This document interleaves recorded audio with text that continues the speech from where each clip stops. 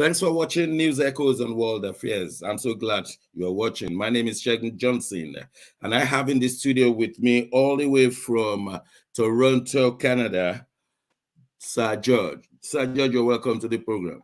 Good morning, Dr. Johnson, and good morning, viewers from around the world. Welcome to our show today. From the commercial city of Nigeria, we have Bidi Nana. Bidi, you're welcome to the program. Dr. Shego, good morning. Thanks for having me once again. Viewers all around the world, thanks for joining us again today. Let's do it like always. Good morning to the studio. Thank you very much. And in Milan, we have Massive Mark. Mark, you're welcome to the program. Morning, Dr. Shegun. Dr. Shegun, you're sounding a little military today. It looks as if the war has started. Are we about to go into war? That's interesting. I'm just trying to compose myself today, trying to see how we can handle all of these Titanic matters. Many of us will remember that 111 years ago, the Titanic sank, and in between Northern Ireland, or shall I say Ireland, and United States. And many people have been there. Many films have been made. Unfortunately, those who have decided to go on an expedition or sightseeing, billionaires and millionaires, they went into a submersible, something like a cube of sugar, but will never return. It's unfortunate, but let's discuss these. Sir George, what do you have on this matter?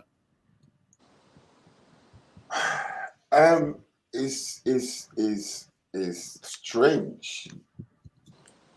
Things surrounding this particular story is very, very strange, and I'm not quite sure whether there is an underlying factors over this situation of his implosion and the death of the 5 people. But this is just that case of curiosity kills the cat. Is what I'm seeing here, but I don't know if there is an external forces that brought about the destruction of this submarine, or if it was just something strange like what's happening in one of these islands in the Caribbean, Bermuda Triangle. Yeah, I'm not quite. I've been listening to all this, but I haven't gotten any explanation that satisfies my curiosity. So I'm not quite sure. It's very unfortunate that these people have to die like that, and my condolences to the loved ones. Yeah, it's unfortunate. Bidi, how do you copy this one? Honestly, me, I when I reading that news, I can't really place my hands around anything. I think there is, I don't know, honestly.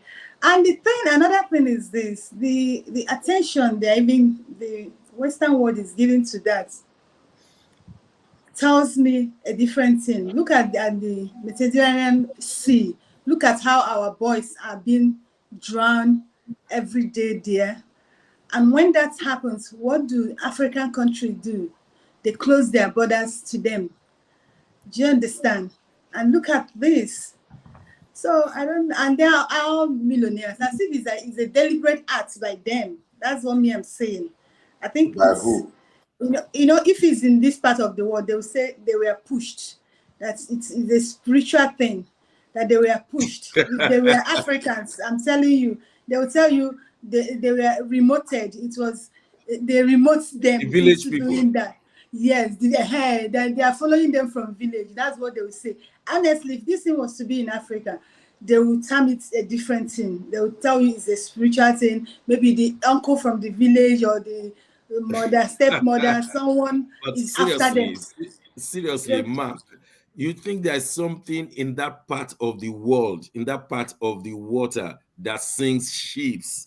The Titanic with 750 people, this one with billionaires. There's something spiritual if we can't explain it in the physical. Dr. Shago, it's more than spiritual. Yes, 5 people died yesterday inside a kind of cubicle setting. Now, the question is, why were they there? What were they going to do? And what kills them? And the answer to that is the white people they are curious. You know, people have been going there. This is the 3rd voyage now. People have been going there. Tourists have been going there. This particular one had this group of people. And similar occurrence. What they go to do is they go to see the Titanic that has been buried there for years. So their curiosity has taken them to a very sad end. Curiosity made them go there. They want to see all of the parts of the Titanic. So this small cubicle machine drives them all through the roundabout, the big, huge Titanic ship that has been lying on the ground. So now what happened was this particular trip, they said it exploded. It exploded somehow. That means inside the gas finished and somehow it exploded. So these men, you can see in the screen there, there is a man, there is a British billionaire, Hamshi Hardin. There is a Pakistan businessman and his son, 19-year-old son, Suleiman. The Pakistan businessman is called Dawood. There is also a French naval veteran, Nogilet. So all of these people were blown up because that cubicle also has an hour of oxygen it contains, it can take. So when that hour finishes, anything could happen. Now, the other funny story to this is the man on your far left, far right, below far right, the captain of the Ocean Gate company, the CEO, Stockton Rush is his name. Coincidentally, he's married to the great-grand daughter of one of the Titanic victims. His wife is the great-granddaughter of one of the couple, the old man and the old woman that held themselves in the movie. If you had seen the Titanic movie. Yes, we did. We saw it. Yeah. That man and woman that was sleeping. The great-granddaughter is that captain's wife. And another interesting thing is that captain also made similar boasts of his cubicle. He's the owner of the company. You know what he said prior to this voyage, this journey? He said nothing could go wrong. That this is the most perfect arrangement they could have in a Titanic sub. You know, he said that, and similar boast, similar arrogant talking was what we also had in the days of the Titanic's captain, the real Titanic ship captain. You know, he said a similar thing, that nothing could beat this ship, and it went down. So sad enough, we had this story. It's right there beside Sir George's place. All of this is happening in a place called South St. John, Newfoundland, the coast of Canada. And now, like BD said, a lot of machines, a lot of people at work trying to bring at least debris and little. Have the bodies been found? Yeah, the bodies can't be found because you're talking of the far deep sea. So at that place, when you have such an occurrence, the human body splits like ash. You know, it just push. So you can't get things in that hole again. That's number one. Number two, creatures could be there and they could have eaten up or something, but they can't get any hold of anything. What they can only see are debris of the Ocean Gate. Thank you for that vivid explanation. Sir George, we understand it's close to your place. I mean, it's in the Canadian waters. Any news from Canada, especially? No news so far. No news at all. No news. And, I was listening to Obama, the interview with one of the CNN anchor people. And then he was basically saying what BD said, the attention that is being given to 5 people that died versus the almost 700, or how many of them that died in the sea, the people that capsized. Yes. Yes, I was over going to say that. 600. Over Yes, 600. as we are talking, as we were saying that of the incident yesterday, right at the Mediterranean Sea, close to Spain, 60 Africans were taken out by the sea as they were Before the crossing. 60, there were hundreds. Okay. As at last night, I had 60, so it has increased, and I think that should be a story on its own later. Thank you. Yeah, but you see the irony of this whole entire situation. These 5 people combined together, the money that they spent to go for this expedition, if it was actually given to some of these people that are dying, the possibility that they will not be looking for greener pastures somewhere will be there, that they might even be in their own countries today, using small amount of money to do business. But because of this, the economic conditions of most African countries, these people are so desperate that they have to, get into this dangerous voyage just to save their lives. But it's just ironic that, combined together with these 5 people that just died, their wealth, if they were to give 50% of it to charity or to help these countries, that people that are just clamoring, trying to find a way to have 3 square meals. Even some of them are 1 meal a day will sustain them. So these are the ironies of life. Yeah. Expedition to go under the sea and see a wreckage with boastful whoever the person that owns this thing. Pride comes before a fall, my brother. Let's welcome into our midst today Dr. Godwin Ibe. You're welcome to the program. Thank you so much for having me. Thank you very much for tuning in. How many of us remember the case of the Malaysian airline on the 8th of March 2014 that took off MH370, never landed anywhere on planet Earth, nowhere in the ocean? Do we still have any news on that, if anyone remembers? Yes. Till today, no. They got debris of some little freckles from the vessel. No, those debris were not of MH370. Okay. So what's the mystery? I mean, a plane load of hundreds of passengers just disappeared into the thin air. What happened? Dr. Chago, maybe if I will put some things, our planet is also being controlled by some mysteries, and even though a lot of people argue that, but there are some spiritual occurrences, spiritual movements that also happens. Scientists will not take a whole plane of passengers, will they?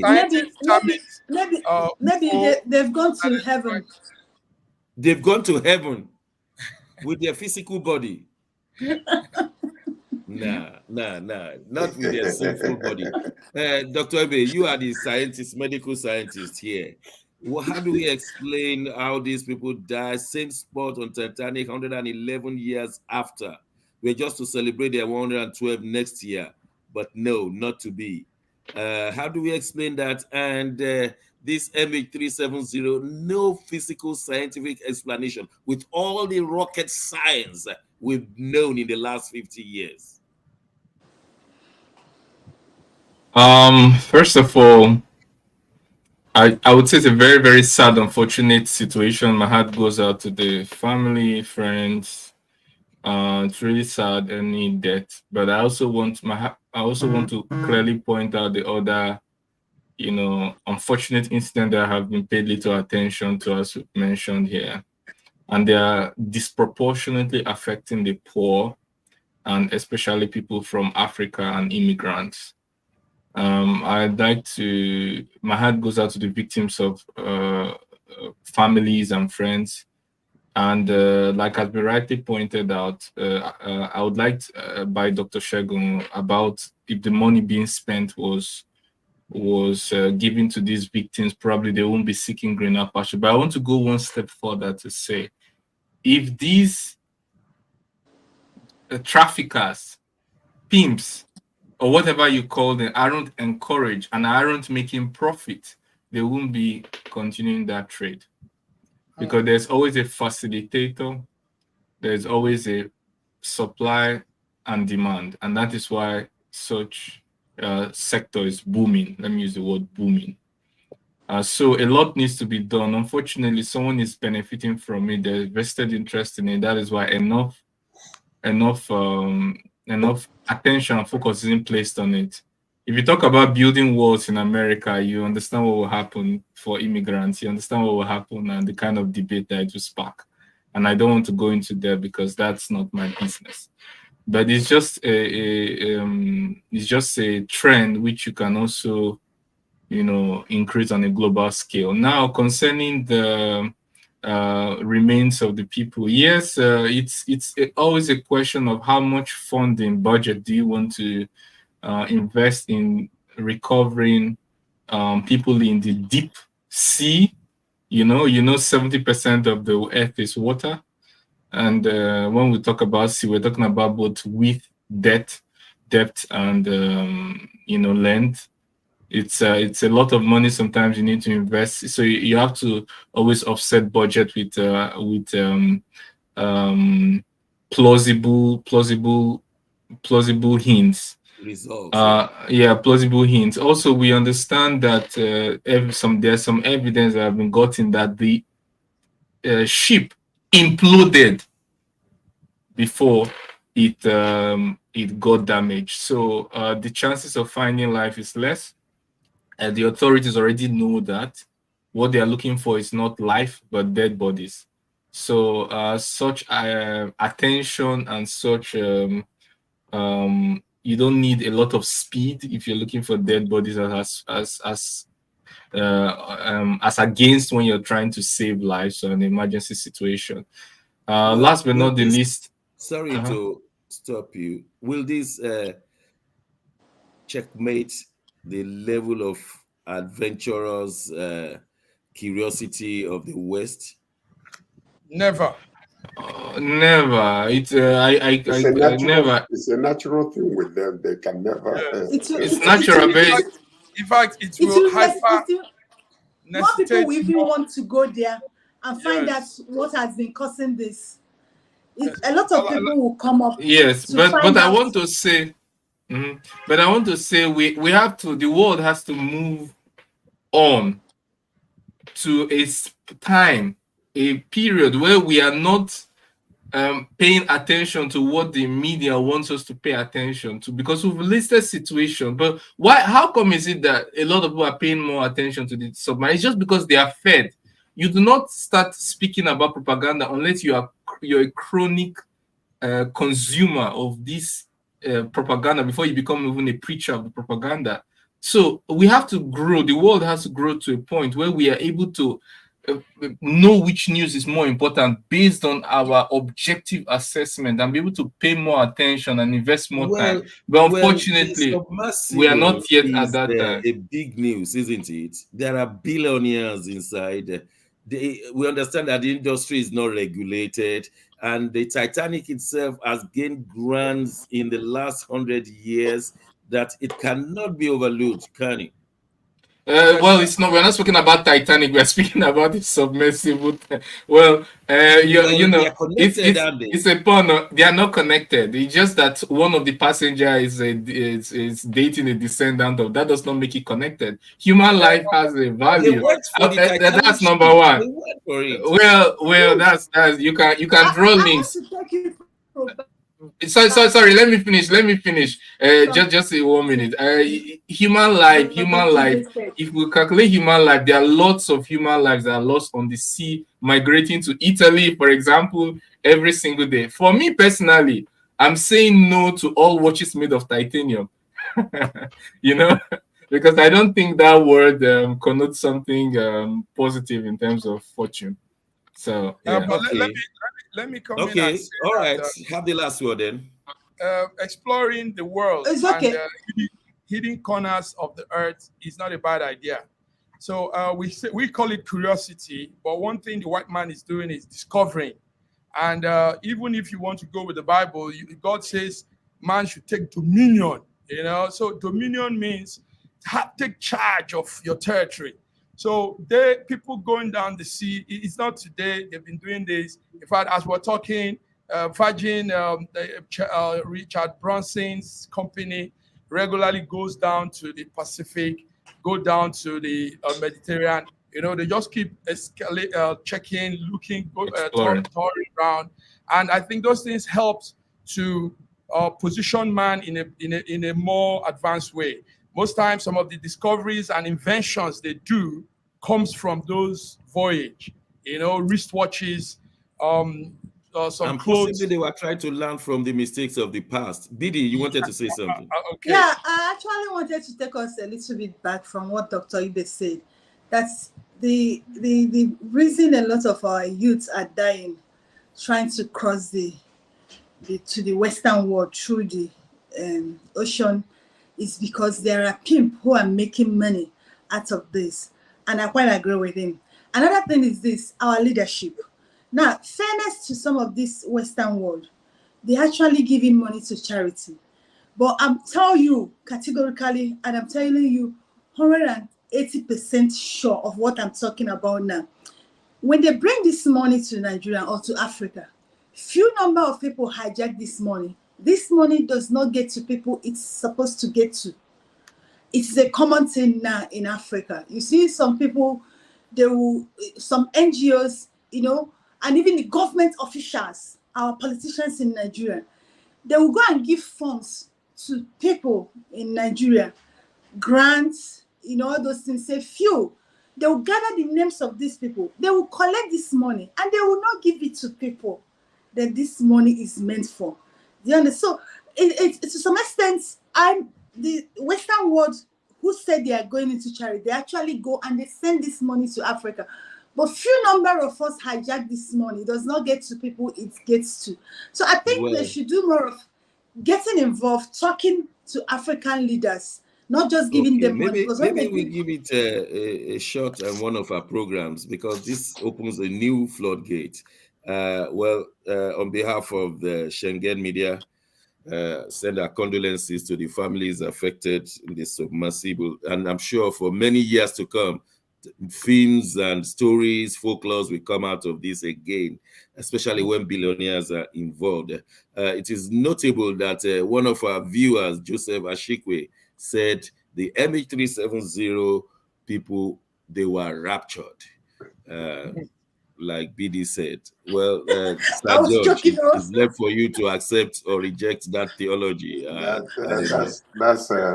That's what you call man's theology. That's not man's theology. Okay, let's move on.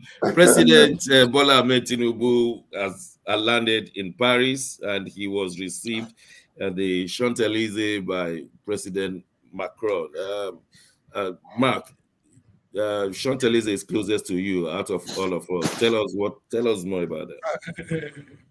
Yes, interesting times. Also noted because President-elect of Nigeria, Bola Ahmed Tinubu, had his first international engagement right there in France. I think that.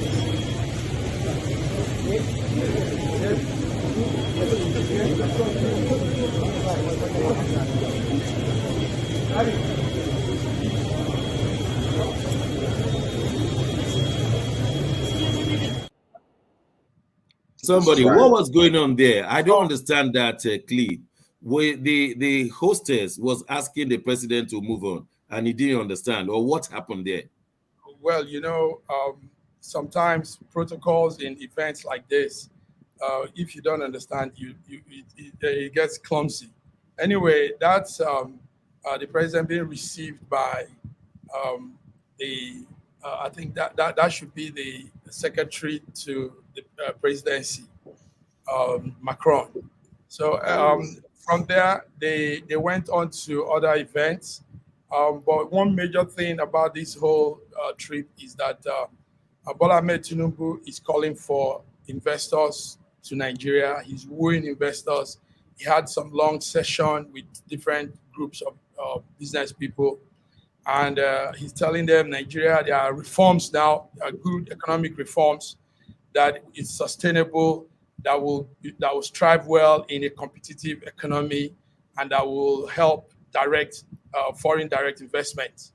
Okay. Thank you. We'll take that one.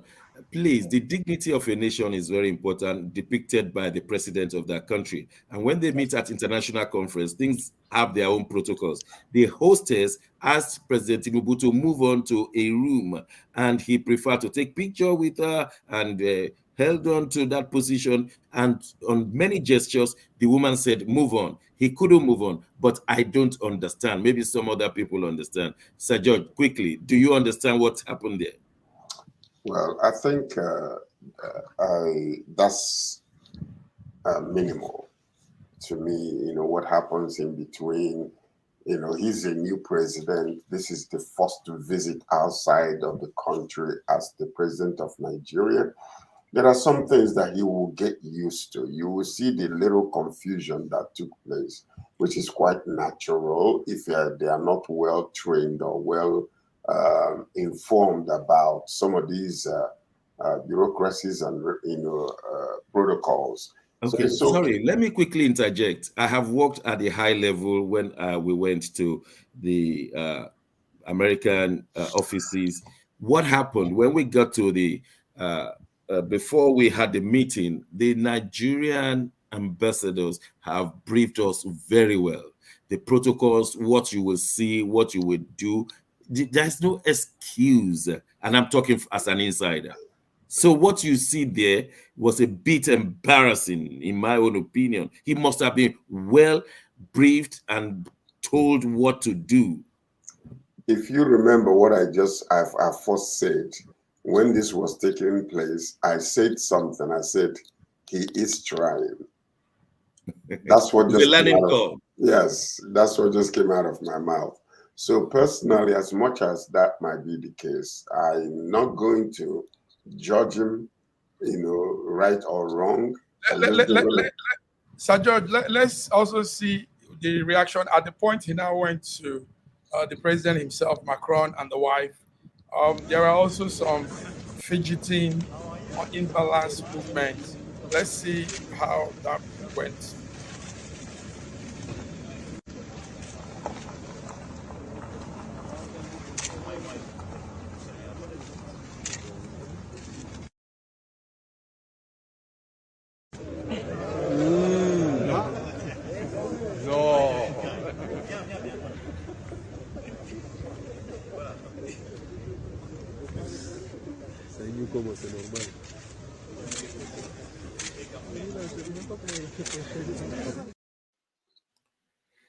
Well, this is 2023, for God's sake, not 1960.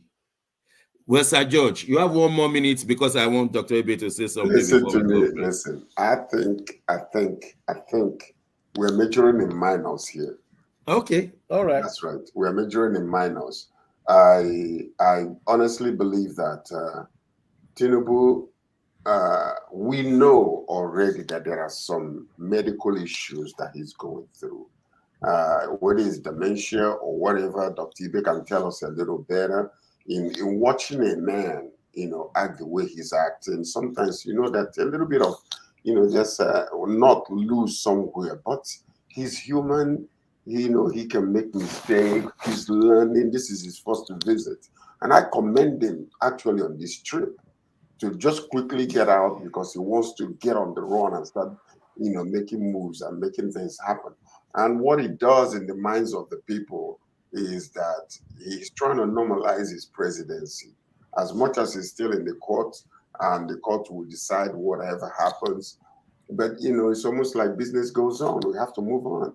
So I commend him highly on what he, you know, him going into just making a move to make sure that things are beginning to turn right side up. Okay, so maybe we'll come back to it. Dr. Ebe, any quick reaction there? We'll give him time. Well, I think we should go on break. Nothing more to add, nothing much.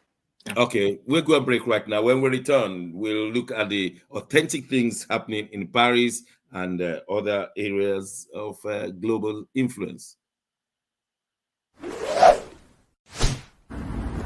A year ago, I wrote a book titled The Final Solution, and I was trying to say to the rest of the world that there are challenges ahead.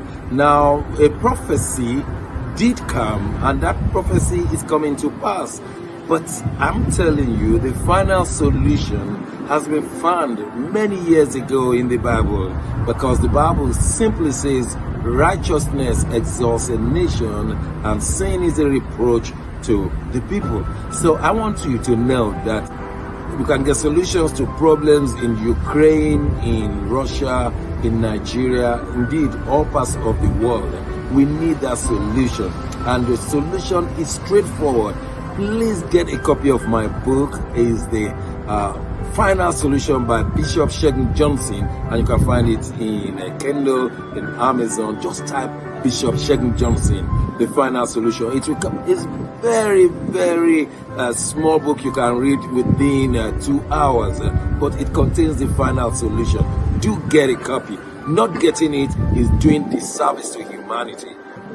Don't forget The Final Solution.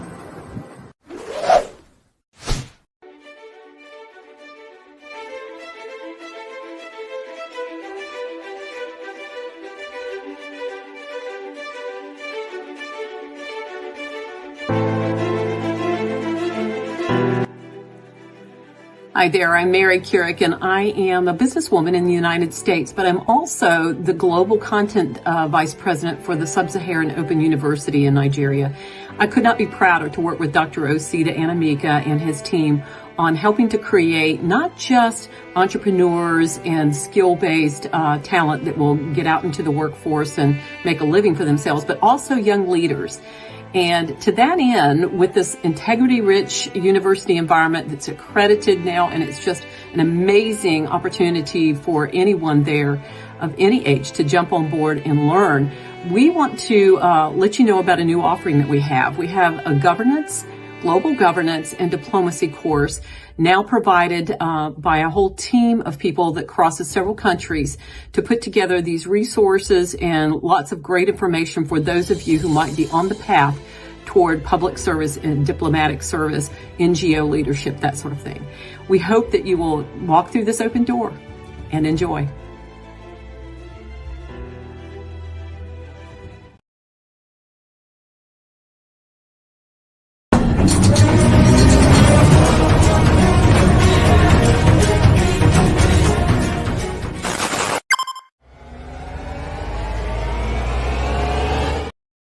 Thanks for staying with us. It's still News Echoes on World Affairs.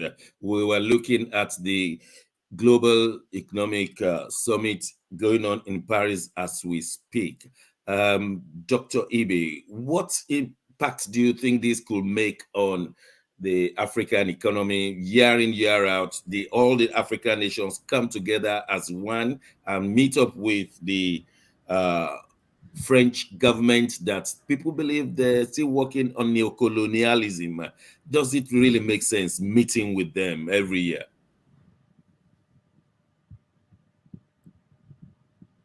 Dr. Ibe. Dr. Ibe, can you hear? I think he's... Hello, can you hear me? Can you hear me? Yeah, we can hear you can now. Yes, sorry. What was the question again? The question was, every year, of all the African countries, they come together and meet with one European nation called the Global Economic Summit. And people have argued that do the African nations really get anything substantive out of this investment, help, and all the rest? Is it worth it? Well, it's always worth it to socialize at that level. It's always worth it to socialize at that level. You're not losing anything. What are they doing? What else would they do rather than sit on their armchair and just go out and breathe some fresh air and socialize with people? But that should not be the crux of our foreign policy or diplomatic or domestic policy, rather. We should move away from being aid dependent or even loan dependent to being able to generate revenue. We should move from exporting of cheap raw materials to assembling and even exporting of finished advanced products. And we should move from mismanagement of our economy to proper management. We should move from illiteracy to education of our people, and so that they are able to be employed in the most advanced sectors. And we should also move from unemployment by making sure that we are producing locally so that we can employ the people that are graduating from our university. This will be more substantial policies. This is just one of the things which you have to do based on your position, but it shouldn't be the main foundation for your policies at home. Thank you. Many African scholars believe that the French government, and probably we should say the French colonialism, was one of the worst, and still continue to perpetrate their colonialism even after the African nations have collected their so-called independence. Yet, these countries continue to meet with France, just like with Britain, and nobody is saying, can we stand alone like China did? Sir George. Well, it tells a whole lot of about who they are and who we are. You see, because we have positioned ourselves in such a deplorable way that we are so dependent in almost everything we do. Where there was contracts signed during the independence, which most of them have expired. You see a lot of countries, that were with Belgium, and some of them with France. They are basically saying, no further. We are not crossing this line anymore. We're going to be on our own. And France actually is struggling. Is struggling a lot, with all the dependence they had on African countries, most of the colonial ones that they had colonized. So now what is happening with France and Nigeria is very interesting, because they need it desperately to sustain themselves. You saw what they were doing when they were fighting over increasing of 2 years, with their retirement. Is because of lack of money to maintain that, or to spread it across. For those that are retiring, they want to push it to around, I think, 2 years, and it became a big issue. And when they look at their economy and look at their finances and everything, they actually adamantly refused, because they know they're running out of money. Because some of these countries they used to depend on are just, vanishing and saying, no more, we're not going to deal with you anymore. We are going to be on our own. But the question, like what Dr. Ibe was saying, is, yeah, you can stop depending or sending or maybe whatever, disconnect with these people. But what are you going to do? Are you going to be able to make a quality decision that will affect the economy of your country positively? Are you going to make decisions that will affect the younger ones that are growing up, the education, on all those type of things? So these are one of the major questions, not just simply because you're disconnecting from France or any of your colonial masters. That's all good and dandy. But are you able to sustain yourself? Are you going to be an economy that produces rather than consuming? Or are you going to turn around and go to another nation who is going to be buying your raw materials, buying your products, take it back to their own country, refine it and bring it back to you? The same case that has been happening with Nigeria in the past how many decades when it comes to crude oil, which is a sad state. So they're coming. Let's go to Europe. Mark, President Tinubu is next to your country there. He's been meeting with some other people. Some say to legitimize his presidency. Others say, no, this will help Nigeria get more of foreign investment. Tell us into detail, if you can, what he's been doing. Yes, sir. Thank you very much. Yes, we are following the event in the hybrid way. We're looking at all the whole thing. But you see, these are some of the ways you can predict a government. When an African government comes in, the first thing they begin to look at is going out to Europe, Western world, to look for partnership. There is nothing wrong with bilateral relationship between two countries for business, foreign direct investment and all that. France has quite some businesses in Nigeria, lots of it. France has about 300 and something businesses making good money out of Nigeria. But I'm going with my brothers, Ibe and George. It's time we begin to look inward and not outward. There's nothing wrong with us extracting our oil and bringing out the finished product with it, and rather going out to sell it than looking for investors that will come and sap our oil, take our oil in the crude way, and make the best use of it and give it back to us. So this whole thing is the same way they've all been doing, and they think this is how it should be. But we can change this narrative. We can change this status quo. We can bring in a different way of doing things. And like George said, France is in need of Africa now. France, some of the African countries are cutting ties with France. France is losing some of its hold on the grip of the economy of Africa like it has always been. So France needs us. So we shouldn't be jettisoning and, following up as if we are desperate for them. Rather, we should stay back and do our thing, and they will come for us. Do we know by study if all of these are just jamboree and, like Ibe said, socializing, or if they yield results? Anyone can answer this question. We just want to know, why spend millions of naira, millions to ferry people, and the president house them, feed them, and then at the end of the day, we can't see even investors are moving out of Nigeria. It doesn't make sense finally. Do you know how many number of people went with Tinubu to France? You won't believe this. Because all the politicians are lobbying to be ministers and head of parastatals and everything. So you have close to 100 politicians right there in France with Tinubu. I'm telling you from facts, because we are watching. We are sponsored by Nigeria money? No. Well, I don't know. A lot of them also went with their money, and they went on their own. But obviously, the presidency has its team. And like you said, lots of money are put into that Esther code. There's something called Esther code that goes into the pocket of all of those officials. And these are just part of what we are complaining of, wastage in governance. Just unnecessarily wastage in governance. So you have so many politicians right now in France because they are lobbying Tinubu for positions. Yeah, many people will see our president flying the Nigeria Air Force and with all the associated costs. But do you know that the British Prime Minister doesn't have a plane?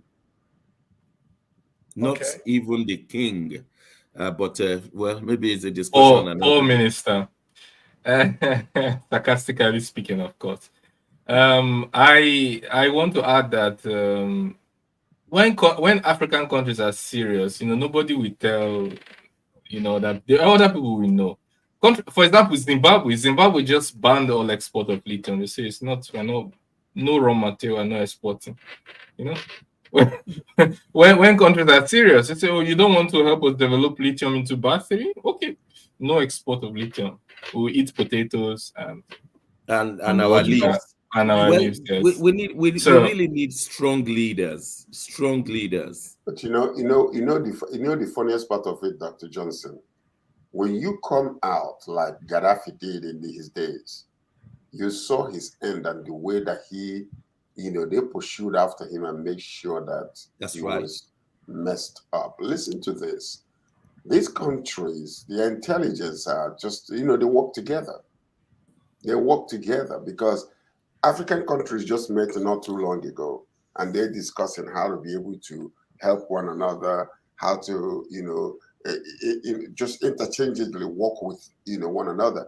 And they're finding ways of increasing, the viability of, trading with each other, possibly by creating a common currency that can be used all across Africa.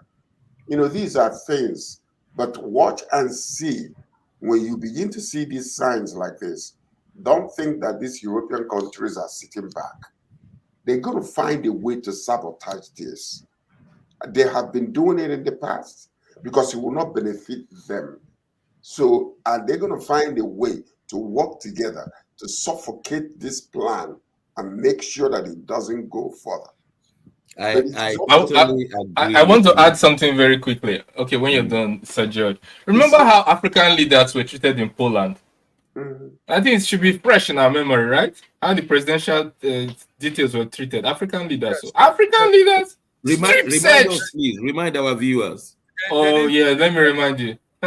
So African, let me remind you, African leaders, they decided to go on a trip to negotiate peace between Russia and Ukraine. So they flew via Poland, and their whole thing was strip searched. This is very different from countries like, I'm telling you, bare bones. They were complaining. Yeah, you know when the U.S. security team goes to a country, the U.S. does not tell you what they have. They don't tell you what is inside their plane or inside. You just have to, and they take over your territory. Anyway. They take over your territory. They just tell you just have to trust them, and they tell you it's classified, the security detail. But imagine African leaders, their security detail is strip searched to their underwears to see if there's a weapon inside. Very, very disgraceful. And then we had they didn't let them. Yeah. And then we had the advisor to Zelensky come out on air to say that African, they overstretched, they overreached, that it's not within their competence to delve into European affairs. That what he saw the whole trip was as a fishing trip. They went to beg for food. That's what he said on air. He said he saw it as a fishing trip. That's out of their competence. This is just an example of how. Let me tell you what the Western leaders build on, what they feed on. They feed on integrity. If they know that you are an African leader without integrity, they will mess you up, and they know that they can take all your wealth within their powers, within their domain. I mean, all the African leaders who have stockpiled all the banks in Europe or America, they know that they have you in their fingers, so they can insult you. But if they can find one African leader with integrity, I'm telling you, they can't mess up. Look at Boris Johnson in Britain. They are messing up with him because of its integrity. That's all. That's why Boris Johnson is facing one committee after the other. He's been denied pass to enter the parliament where he has been prime minister. And one thing they feed on is integrity. It's very shameful and disgraceful. Honestly, so the only thing our African leaders know is to eat food. They went there to beg for food. I don't think. And we're here. Some people here are siding this side. We as Africa, as people who are educated, when we talk about Africa interest, we think about how we can balance our interests. Somebody was talking in one of our members in our organization was asking a question, was trying to blame I think one of the presidential candidates. I said, what? And he was trying to involve the organization. I said, like, how dare you? The presidential candidates, we invited them, come to Russia, come to China, tell us about what your points are, what you want to deliver to the country, and they let the leaders of this country also hear you so you can balance your interests out. They didn't come. Some of the candidates, I won't call their names, so they kind of put all their hope in a particular power, which eventually regarded them as second fiddle because they had their own person. I won't call names, but you see. So that's why we should be a little bit more intelligent and balanced. But I hope we can pass on the message that the only thing that they respect in the Western world, they are not perfect, is integrity. If you don't have it, they will mess you up at the airport, anywhere else. They know it. And they know our leaders. It's unfortunate people come to us and say, why do you talk about African leaders in such a way on an international forum like Schengen? And we say that the Western world know more than us.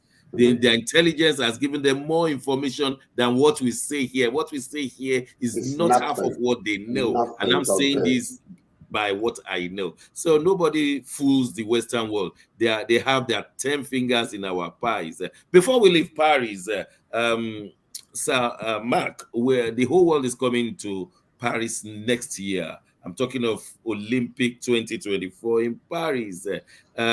Is Paris ready for the world? Because we saw a great inferno. We saw one man killing somebody, toddlers in the French Alps.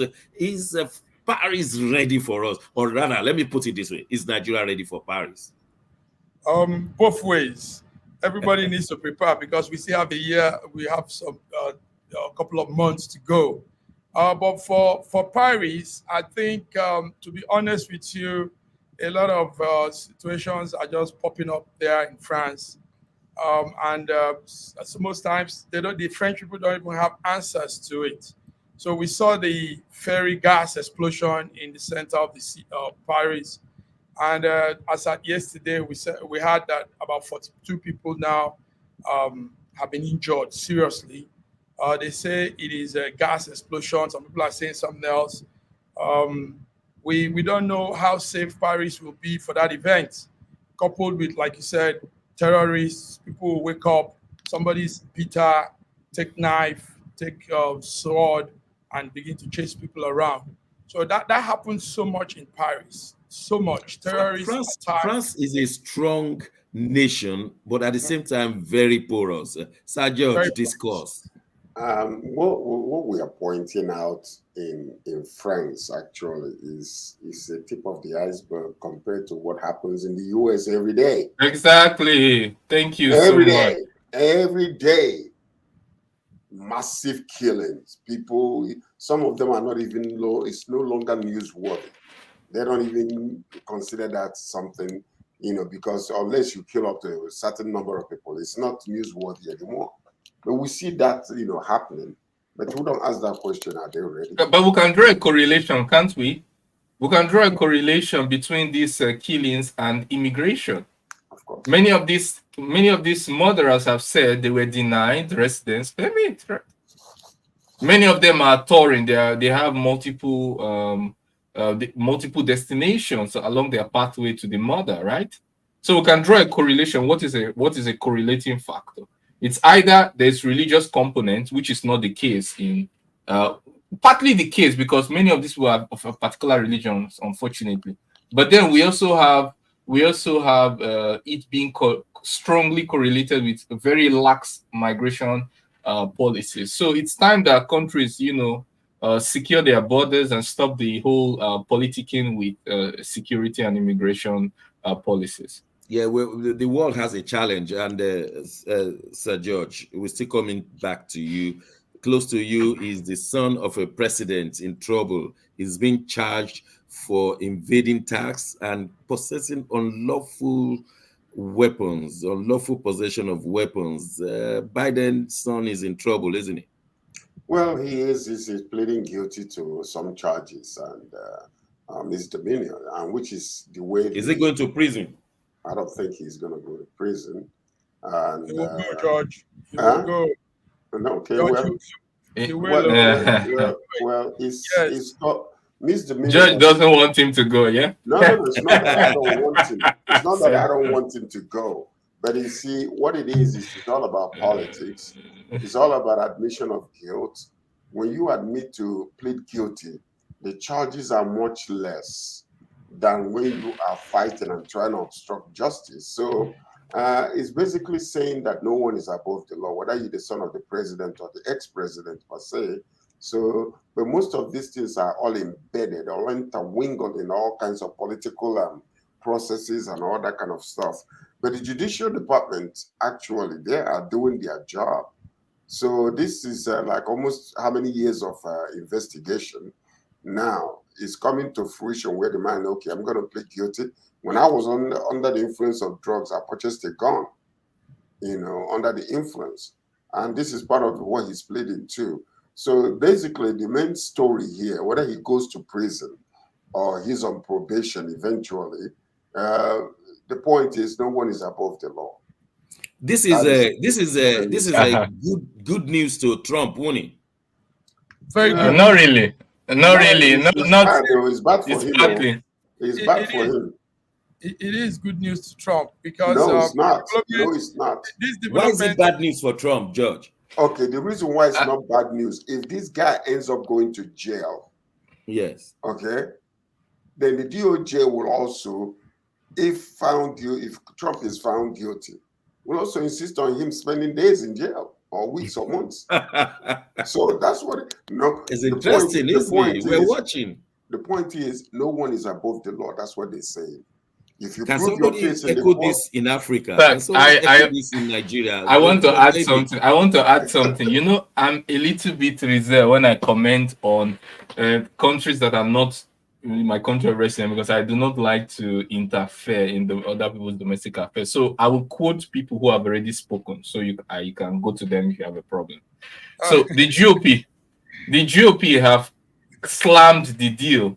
Let's hear their own version of the story as a slap on the wrist or a sweetheart deal. They say it's a sham that he's been painted or being portrayed as cooperating when he has committed heinous crimes, number one, for being an unregistered foreign agent, and number two, his family dealings, the other members of the family that are dealing. Somebody who is as a professed drug addict, he said it publicly. Somebody who is rich for doing nothing or specializing in absolutely nothing. And somebody who sells not his art, but a copy of his art online for tens of thousands of dollars, and it's not called money laundering. So this is what they say. Is this not coming out of this the is Ukrainian-Russian war, Dr. Ibe? Because the more I'm listening to you, the more I'm seeing that I'm hearing about. Yes, it's clear. You know, it's clear that anybody who wants war has investment in the defense sector. Anybody who wants war has interest or investment shares in defense companies. It's as simple as about the Biden family getting involved in Ukraine, making money out of Ukraine. So what I'm hearing you say, you are quoting GOP is like you are continuing the position of Russia, isn't it? But I'm first of all, yeah, some Russian officials have, but the president himself hasn't said it, but some officials have said it. Yes, that's a fact. But then when whatever they say is backed up by what somebody in the parliament in America is saying, then you're chasing the smoke, not the fire. The trustable, verifiable source of information is the government of the United States, the people in power who themselves, they say, not we or Nigeria, Tajikistan, or Afghanistan, that are saying that something is fishy. Sir George wants to reply to you. What you have to understand is that there is an alternative, what you call alternative truth or facts. If you're listening to the GOP, if you're listening to them, actually, these are Fox Newsers. These are people that tell you alternative facts. They don't believe in nothing. We should listen to everybody. Democrats, Republicans, listen to everybody. You have to make a quality judgment when you're listening to people that will turn the story up, upside down, and then give you erroneous facts that doesn't even make any sense. It's all politics. Please inform our viewers what is false in what they have said. Please inform the viewers what is false. Well, it's true because please let Sir George inform the viewers what is false. The picture they're painting, they're painting a different kinds of picture as if, well, that this man is receiving a fair, a different type of sweetheart deal because he's the son of the president. Yes, indeed, he is. But don't forget that the same way they struggled for almost a year to go after Trump because of whatever it could have been. It took them almost a year to make up their mind. And then when he came down to the wire, that's when they went after him. So yes, indeed, people that are in power, like, his son, yeah, he might receive a few number of So what you have said is that they are correct, but they are also guilty of the same thing. That's all you've said. They are correct, they are right, but they are guilty of the same thing. No, let me tell you about the GOP. The GOP have gone so haywire that these people are nothing but sad Pharisees. But Sir George, the fact remains that Hunter Biden acknowledges the importance of owning up in this case. He has owned up guilty. Listen. And he's committed to, he said, to recovery and future progress. That's what I'm saying. The indictment will run, and probably Hunter Biden will be jailed. That's the fact. And I can guarantee you that if he goes to jail, the father will not blink it twice. Okay, gentlemen, I think we will just leave this discussion till when Elon Musk and Zuckerberg will meet to fight. We understand Yes, they want to that's physically fight They're the not going drug. to do But that. what is wrong when I watch billionaires fight? What do I have no, to but gain? they can do that, George. What you say they can? They both have they do it as part as leisure. So Well, They don't. they Elon Musk is not. It doesn't train up on what are you saying? It's only Mark Zuckerberg that does that. In fact, he made it clear that was a joke. He said his skill was he made something that made it very obvious that he was just joking. Come on, but the Elon Musk. other man said he should bring it on. It appears the billionaires are ruling right now. Either they are ruling from the submersive place close to Titanic in Newfoundland region, or they are fighting themselves in the streets of New York. That's how far we leave it today. Thank you very much, gentlemen, from Toronto, Moscow, and Milan. My name is Sheikh Johnson. Until we see you again on Wednesday discussing latest issues on Nigeria. God bless you all. God bless you.